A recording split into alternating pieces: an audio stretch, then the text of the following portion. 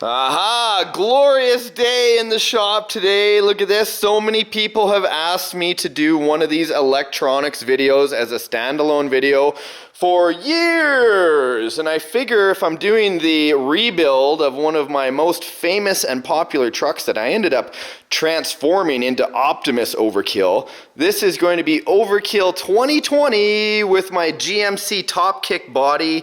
I have masked off all the windows there, as you can see. And yes, I know so many of you want me to make an iron hide out of this, but I am not, because there are hundreds of iron hides out there, but there is only one Project Overkill. So yes, it's going to be gold and black. I love it.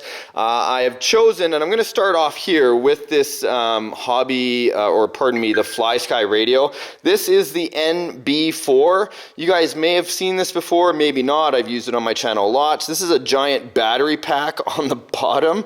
You read that right. Look at that. 4,300 milliamp hours is a separate battery pack from the one that actually is in here. Watch this. I can actually take this off, use this to charge my phone or whatever, and this has an internal battery as well. So this is like an expansion pack. This radio runs up to 10 hours, which is perfect overkill for this project. Ambidextrous, of course, my wife can use it, is no problem at all, and it was under a couple $100, so big score on that. Guys, look at this. I know everyone has asked me to do this electronics video, and I do have a smoke kit out here I want to show you, because in the original Overkill, which is now back up on the shelf, there's Optimus Overkill up there.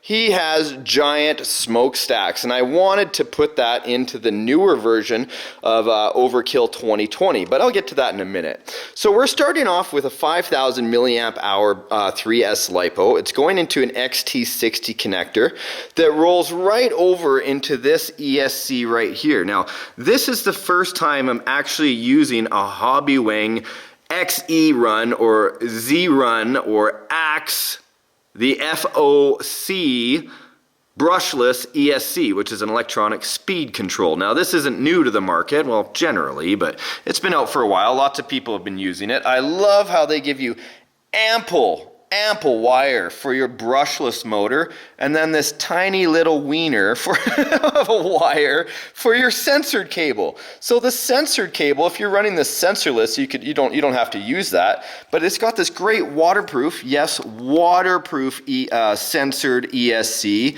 with this waterproof censored cable that goes into the waterproof motor. Now look at this. I showed you guys I was using a 540 motor last time. I actually had grabbed the wrong box. I had bought two of them side by side. I didn't even catch myself in the video, but I was running a 550 motor. Now the 2700 kV is decent, but since it's overkill, I did order up off of the Hobbywing site. I didn't actually. Where did I get it? From some side online store where they were all sold out of the 3300 kVs. I couldn't find them anywhere. Thankfully, I did. It's on order. And look at this. Shout out to SUPERSHAFTY again right now. I did talk about them in the first video. This is an amazing transmission. On the output drive, I thought it was 8mm. My mistake. He sent me a 6mm. This transmission alone was like almost $300 Canadian. But I know, that's almost as much as a trail truck itself. I want a bulletproof truck. I want something with severe torque, plenty of wheel speed, but still the ability to crawl. So I went with 32 pitch gears on here. Because of the thicker shaft size on that motor, I also have a 14-tooth brass pinion on there, which has a very nice, you can see there's a wiggle in between. There's a very nice mesh here, but metal on metal will always make it sound a little bit too tight. But regardless, here it is, the extended output drive for the rear of the vehicle, because this right here is 13.8 inches in wheelbase, so center to tire to center to tire, 13.8. So I'm going to need a long drive shaft off the back. So I had AJ custom make me this transmission. SUPERSHAFTY, warranty for life, guys, if you can believe that. The 550 motor, of course, looking gorgeous in the background. But now let's start moving on. Now the reason I mentioned the radio to begin with is because here is the super small antenna-less, you heard that right, no antenna receiver. I got it stuck down, but this is the FG, there you go, R4S. S, I'm thinking stands for small because it is. Only 4 channels. Now this radio here will run way more than 4 channels, but that's the receiver I'm using right now. Now normally I would have taken this black ESC cable and plugged it into channel 2 because that's the throttle. And channel 1 is the steering. Hello, here's the Savox 1210 SG that I ended up ordering, or no, I did not order. I got it from my local hobby store at Action Hobby. Try to support my local stores as much as possible, of course. And then everything kind of goes down into this weird unit. What is this? I got this at RC Mart. I paid, I think, $59 Canadian for it. This is a smoke generator, and check it out. It's got 3 channels on there, and then these jumpers on the bottom. I've already removed 2 of those jumpers because it affects how much smoke you get. Then you can see here the smoke chamber, that wire right here in the center, and then the LED. So the smoke chamber itself actually goes right over to this smokehouse unit, okay? You heard me right. You're going to see smoke coming out of Overkill from time to time, and it's not the blue genie smoke that you don't like to release in the electronics. Hopefully. This actually, I'm giving it, because it's Overkill, I could easily link it into the original battery. Why not have 2 batteries? This is a 2200 3S LiPo as well. So I've got that independently moved right into the smoke controller.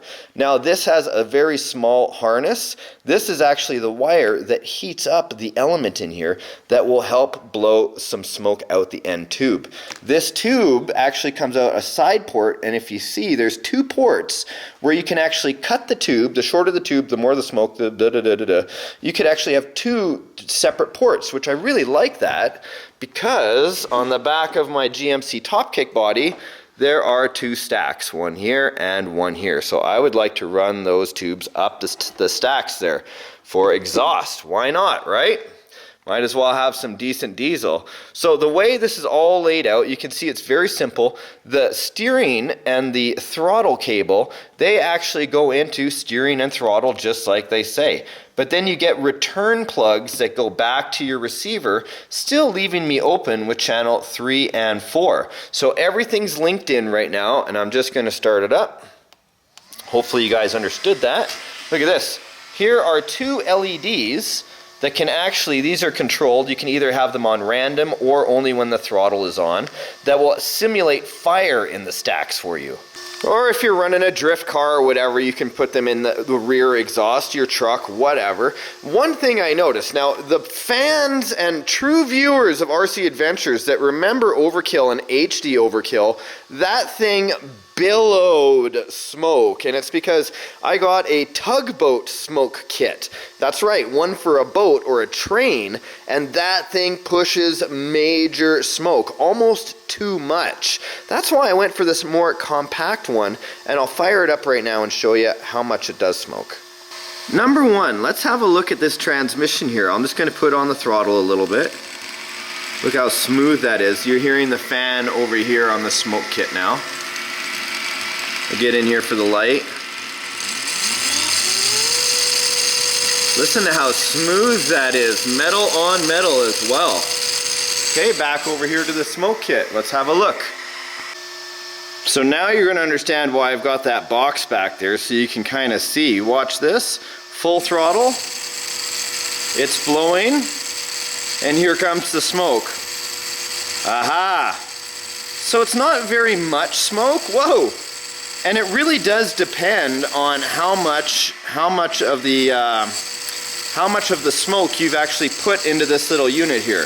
I don't have a ton of experience with this yet, but I don't see it moving a whole lot of smoke. But how much smoke do you really need coming? And since we don't have black smoke, like proper diesel smoke, I know, signal loss, thank you very much. Since I don't have the ability to make black smoke over long periods of time, nor do I really want to, because the earth has enough black smoke as it is. You know, a lot of people say, oh, it looks like your head gasket's blown if you're just blowing pure white smoke. I tell everyone my diesel engine is just burning exceptionally efficient, so there is no black. And so having less smoke coming out, I think will actually help that. It'll kind of add that little neat factor of the smoke coming up through the stacks, but I don't need to actually roll coal, even though that would be pretty darn cool. A lot of people are like, can't you just put in like dirty oil and have it smoke like that? And the answer is no, it doesn't work. Plus it's poison, right? So there is that factor.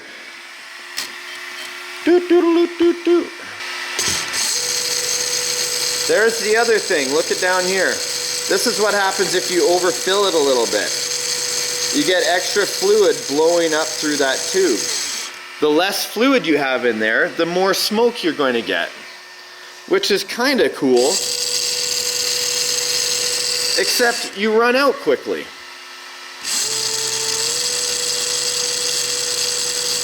I think it's a cool added effect, but there is one thing I will mention.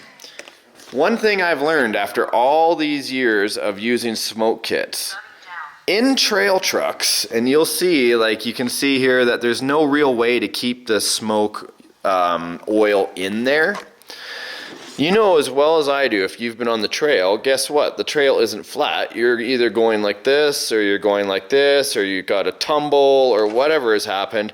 Then you have oil everywhere. So it's nice to use it as an option when you know that you're going out on a trail, like walking with your buddies or whatever. But if you know you're going to be going into a hardcore competition, like a tough truck or something like that, best thing just to remove it altogether. And the best part about that is I don't really have to worry too much. All I have to do is undo that, and take it out, right? Everything else can stay there. I can go ahead and waterproof this with some conformal coating or whatever you guys like to waterproof with. I wouldn't suggest a balloon. It just wouldn't work on this. You know, a nice little unit. You want to keep it working for when you can have it and take it out when you don't have it. So there you go, guys. A video for you. Hopefully you guys have a better understanding of how the electronics are going to work inside my Project Overkill. And guess what? Yeah, I did order the axles, but you're gonna have to wait and see what they are. Guys, thanks a lot. Leave a like, click. Hopefully you've commented down below. Let me know, is a smoke kit something you would ever use in a trail truck, or does it seem like too much of a burden? We'll see you in the next episode, guys. Now get outside and have fun with RC, or if you're like me, stay inside today and build one.